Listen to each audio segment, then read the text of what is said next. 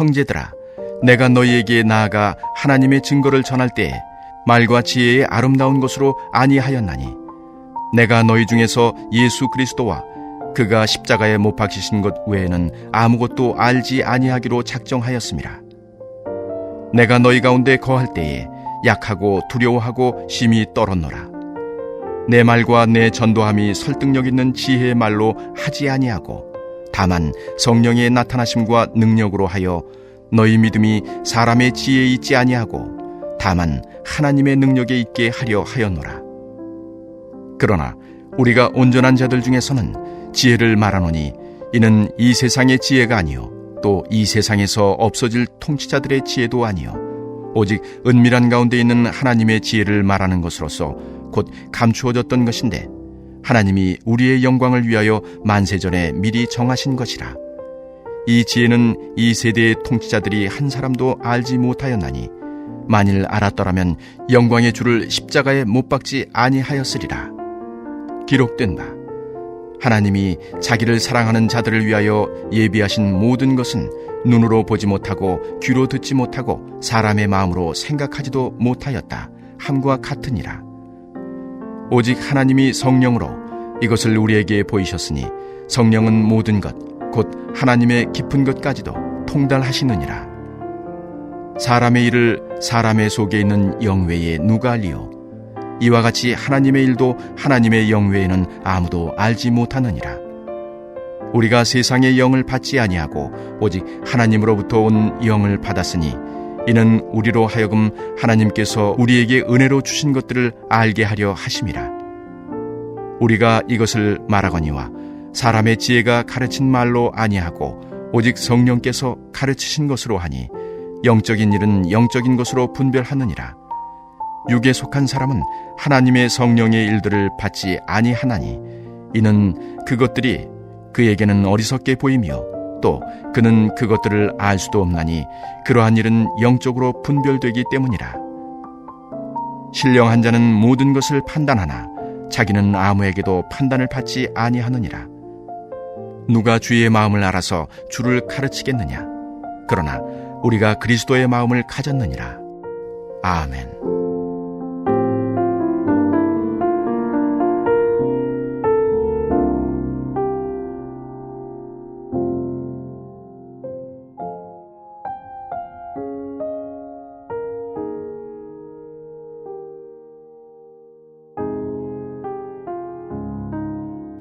고린도 교회의 첫 번째 생긴 문제가 분쟁을 한 것입니다. 나는 바울파다, 나는 게바파다, 나는 아볼로파다, 나는 그리스도파다. 네 파의 주장을 들어보면 다 주장에 근거가 있습니다. 사도 바울 같으면 바울파가 제일 마음에 들겠죠. 그래, 너희들 역시 나를 기억하는구나. 내가 고린도에 가서 교회를 세우느라고 얼마나 고생했는지 너희가 좀 알아주는구나. 근데 사도 바울은 그 말씀을 하지 않고 십자가를 생각하라고 계속 말합니다. 사실 사도 바울이 십자가 말고 자기의 지식과 지혜를 한번 그 방법대로 한번 해보다가 실패한 곳이 있습니다. 바로 고린도에 오기 직전에 아테네에서 그랬습니다. 바울도 철학이라면 남 못지 않았습니다. 내가 헬라 철학을 제대로 공부했기 때문에 논리적으로 말하고 사도행전 17장의 내용에 그런 내용들이 많이 등장합니다. 수사법을 아름답게 사용하면서 그렇게 말했지만 그런데 결국 그곳에서 사도 바울은 실패했습니다. 그래서 비밀을 발견한 것입니다. 그래서 2절에 그렇게 말하지 않습니까? 내가 너희 중에서 예수 그리스도와 그가 십자가에 못 박히신 것 외에는 아무것도 알지 아니하기로 작정하였노라. 내가 아테네에서 실패해봤기 때문에 안다. 십자가 외에는. 사실은 설교하는 분들은 저를 비롯해서 모든 설교자들은 항상 더 논리정연하게 내가 전할 수 없을까? 이게 사람의 본능이거든요. 사람이 말을 해보면 알지 않습니까? 지금 내 논리가 제대로 잡혀있는지. 어떤 말들은 때로는 어떤 설교들은 저도 그런 실수를 할 때가 있습니다. 내가 말하고 있지만 이게 도대체 지금 어디로 가고 있는지 방향을 정하기가 어려울 때가 있습니다. 화려하게 하려고 하면 잘하려고 하면 잘하려고 애쓸수록 그런 일들은 나타날 수 있습니다. 하지만 사람들은 사도 바울은 우리의 일은 나의 일은 그 논리의 정연함에 있는 것이 아니라 예수 그리스도의 십자가가 드러나면 된다고 말하고 있습니다. 그리고 십자가가 드러나면 이제 오늘 2장 하반부에는 십자가가 드러날 때 성령께서 함께 하신다고 분명히 말씀하고 있습니다. 그래서 예수님과 십자가가 하나님이 주시는 지혜라는 것입니다. 이 6절부터 9절이 사람의 지혜와 하나님의 지혜를 잘 구별해 놓고 있습니다. 여러분 눈으로 한번 보시겠습니까? 6절에 보시면 우리가 온전한 자들 중에서는 지혜를 말하노니 이 세상의 지혜가 아니요 이 세상에서 없어질 통치자들의 지혜도 아니요. 특히 당시 로마 황제들은 이 주변에 많은 책사들을 두었습니다. 지혜로운 사람들을 두고 이렇게 말씀하십시오라고 늘 훈련받았습니다. 어제 저녁에 아마 미국 대통령 후보들 그 TV 토론이 있었던 것 같은데 제가 보지는 못했지만 아침에 잠깐 기사가 나온 것을 보니까 트럼프가 함부로 말하는 것 같지만 트럼프 주변에는 수십 명, 수백 명의 사람들이 경제, 외교, 정치 이렇게 조언합니다. 이거 붙들고 핵심을 잡으십시오. 그러면 트럼프라는 사람이 머리가 좋기 때문에 그걸 논리를 잘 담아서 이겨냅니다. 그 사람이 유명한 사업가이고 장사꾼이지 않습니까? 논리가 없으면 장사 잘 못합니다. 여러분 물건 파는데 내 물건이 세상에서 제일 좋습니다라는 말을 그냥 말하면 믿습니까? 논리가 있어야죠. 이래서 좋습니다. 이래서 내 물건 사십시오. 하나님께서 사도 바울에게 하시는 말씀이 사람의 지혜로 하지 말라는 것입니다. 로마의 아무리 황제가 똑똑해도 8절에 보시면 이 지혜는 이 세대의 통치자들이 한 사람도 알지 못하였나니 세상에 아무리 지혜로운 자들이 나타나도 하나님의 지혜 앞에서는 성령의 지혜 앞에서는 아무것도 아니라는 것입니다. 그러면서 그 지혜를 어떻게 소개하느냐 하나님의 지혜를 하나님이 9절에 자기를 사랑하는 자들을 위하여 예비하신 모든 것은 눈으로 보지 못하고 귀로 듣지 못하고 사람의 마음으로 생각하지도 못하였다함과 같으니라. 우리가 왜 아침에 기도하는가? 이 은혜를 누리기 위해서입니다. 이거 사람이 주는 생각이 아니구나. 하나님이 주시는 지혜가 이 아침에 내게 임하는구나. 하나님이 이런 걸 예비하신 모든 것 하나님이 내 인생에 이런 것 준비해 놓으셨구나. 나는 몰랐는데 나는 기대하지도 않았는데 크고 비밀한 일들을 하나님의 지혜 가운데서 보여주시는 것입니다. 그리고 그 지혜를 깨닫게 하시는 것이 성령이라고 말씀하고 있습니다. 10절부터 16절까지 나오는 내용인데 성령은 10절 보시면요. 하반부에 모든 것 곧 하나님의 깊은 것까지도 통달하시느니라. 11절도 이어서 보시면 사람의 일을 사람의 속에 있는 영 외에 누가 알려. 여러분 세상을 살다 보면 사람들이 잘 나를 몰라줄 때가 있습니다. 오랜 세월 같이 이야기하고 때로는 가족도 때로는 내 평생의 친구라고 생각하는 사람도 여러분 바울이 그걸 잘 압니다. 깨달았습니다. 사람의 일을 사람의 속에 있는 영 외에 누가 알려. 바울 곁에 많은 사람이 있었거든요. 목숨을 걸고 바울과 함께 하지 않습니까? 그럼에도 불구하고 바울은 이 말씀도 고백하고 있습니다. 사람의 일을 내 속에 있는 존재 외에는 알지 못한다. 그리고 더 중요한 것은 하나님의 일도 하나님의 영 외에는 아무도 알지 못하느니라. 여러분 교회에서 좋은 믿음의 동반자를 만나시길 바랍니다. 그런데 결정적인 순간에는 하나님만 아십니다. 다르게 표현하면 하나님이 알아주시면 됩니다. 어제 수요 예배 때 욥기도 마찬가지였는데 하나님 내가 가는 길을 내가 모르겠습니다. 그런데 하나님이 나를 끌고 가시면 됩니다. 내가 다 몰라도 됩니다. 여러분 우리가 인생 다 알 수 있습니까? 우리가 지난 날도 잘 알지 못하고 우리가 지난 날 생긴 어떤 일들 여전히 이해 안 되는 것이 있죠. 왜 이런 일이 일어났을까? 왜 저 사람이 저렇게 말했을까?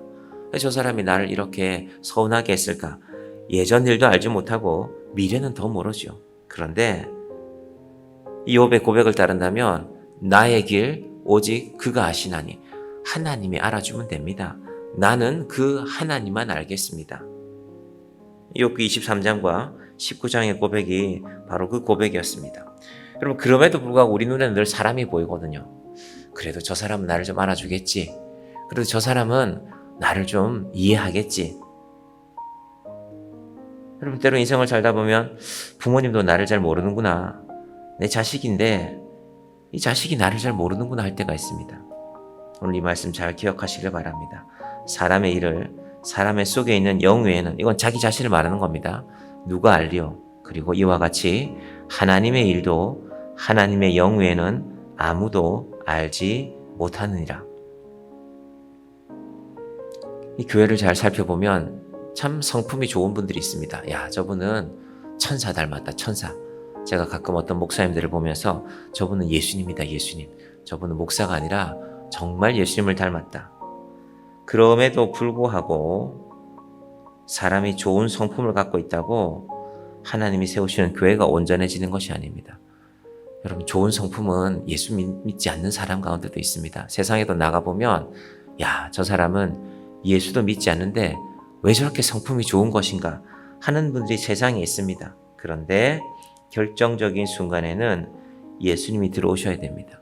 욥이 괜찮은 사람이었지만 모든 것을 다 잃고 나니, 재산을 잃고 자식을 잃고 자기 건강을 잃고 나니까 그 뒤에 이어지는 욥의 이야기는 하나님 왜 이러십니까? 긴 이야기가 계속됩니다.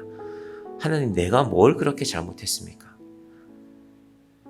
우리 속에 정말 예수님이 들어오셔야, 그래서 이제 다음 장으로 넘어가면 고린도전서 3장 16절에 사도 바울이 이렇게 말합니다. 너희가 하나님의 성전인 것과 하나님의 성령이 너희 안에 계시는 것을 알지 못하느냐. 무슨 말이냐 하면 너희 자신으로는 되지 않는다. 하나님이 너희 속에 함께 하는 것 외에는 결코 교회는 이루어질 수 없다고 말씀하고 있는 것입니다. 교회 안에 생기는 문제들 결국은 사람들의 관계입니다. 여러분, 하나님의 문제가 있습니까? 우리가 하나님을 법정에 기소할 일이 있습니까? 하나님은 변치 않고 하나님은 영원히 변함이 없으신 분입니다. 문제는 사람인데 우리가 사람에 대해서 아니, 저 사람이 어떻게 나한테 그럴 수가 있냐? 우리 목사님이 어떻게 나한테 그럴 수가 있나? 저 성도님이 어떻게 나한테 이럴 수가 있냐? 여러분, 이것이 교회의 모든 문제의 근원입니다. 그래서 도저히 받아들일 수가 없고 용서할 수가 없습니다. 그래서 제가 새벽마다 여러분에게 계속 말씀드리는 것이 있습니다. 침묵으로 기도하자는 것입니다. 우리가 하나님 앞에 서면 결국 우리는 말할 것이 아무것도 없는 사람들입니다. 그래서 그 침묵을, 근데 우리는 내 속에 늘 내가 의로움이 있기 때문에 말하려고 합니다. 내가 맞다, 내가 옳다, 나를 주장하려고 합니다. 그래서 침묵 훈련이 필요합니다. 우리나라에 정확하게 몇 군데인지는 모르지만 곳곳에 봉쇄수도원이 있습니다. 가톨릭에서 봉쇄수도원의 하루 일과는 밥 먹을 때도 침묵하고 일할 때도 침묵하고 보통 이제 오후 2시에서 3시 사이에 말할 수 있는 기회를 줍니다. 그 안에 있는 분들끼리 따뜻한 햇볕을 쬐면서 산책하는 시간이죠.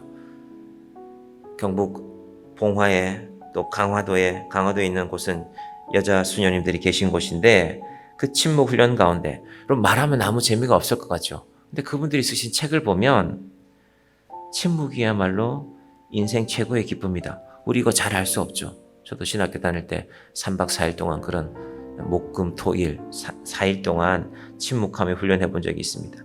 힘들지요. 훈련이 안 돼 있으니까.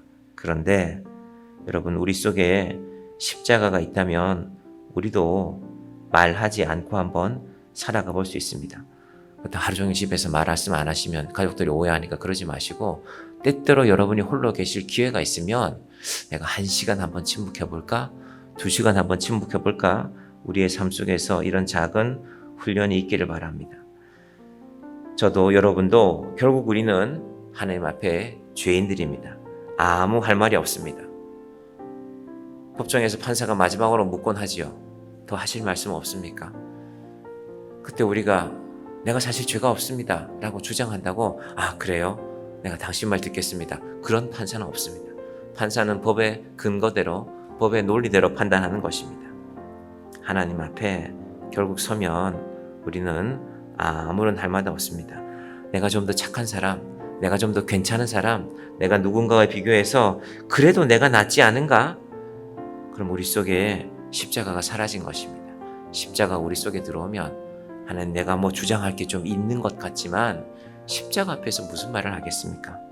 내 속에 나를 주장하고 다른 일을 정죄하고 고린도 교회처럼 분파를 만들고 싶은 생각이 들 때 묵묵히 십자가 앞에서 침묵하시면서 오늘도 우리의 죄를 지시고 십자가를 지고 묵묵히 자기 길을 가신 예수님, 골고다로 향한 예수님께서 하신 말씀, 자기 십자가를 지고 너희 십자가를 지고 나를 쫓으라는 그 말씀이 우리 속에 함께하는 저와 여러분의 하루가 되기를 주님의 이름으로 간절히 축원드립니다. 기도하겠습니다. 하나님 아버지, 우리는 기회만 있으면 나의 의로움을 주장하고 싶습니다. 내가 옳고 내가 바르게 살았고 내 삶이 누군가의 삶보다는 더 낫다는 것이 우리의 주장이지 않습니까? 하나님, 그런데 사도 바울이 오늘 이 고린도전서 2장의 긴 말씀을 통하여서 십자가를 바라보라고 말씀하고 있습니다. 나도 십자가 외에는 아무것도 알지 못하기로 하였다고 고린도 교회 성도들에게, 분란을 짓고 분쟁을 짓고 싸우는 성도들에게 분명하게 말씀하고 있습니다. 아버지 하나님, 우리 속에 십자가가 사라지지 않게 하여 주시옵소서. 사람의 일을 사람의 속에 있는 것 외에는 알지 못한다고 하였습니다. 하나님의 일은 하나님의 영이 우리 속에 있을 때, 예수 그리스도의 십자가가 우리 가운데 세워져 있을 때 알 수 있는 것입니다. 정향교회가 그 십자가 위에, 그리스도의 십자가 위에, 우리 마음속에 있는 십자가 위에 세워지는 교회가 되게 하여 주시옵소서. 그래서 세상에 자랑할 것이 아니라 하나님 앞에 우리의 입술을 닫고 침묵하는 가운데 하나님이 우리를 사랑하신, 하나님이 교회를 향하신 그 놀라운 사랑을 깨닫는 우리 모두가 되게 하여 주시옵소서. 예수님의 이름으로 기도드립니다. 아멘.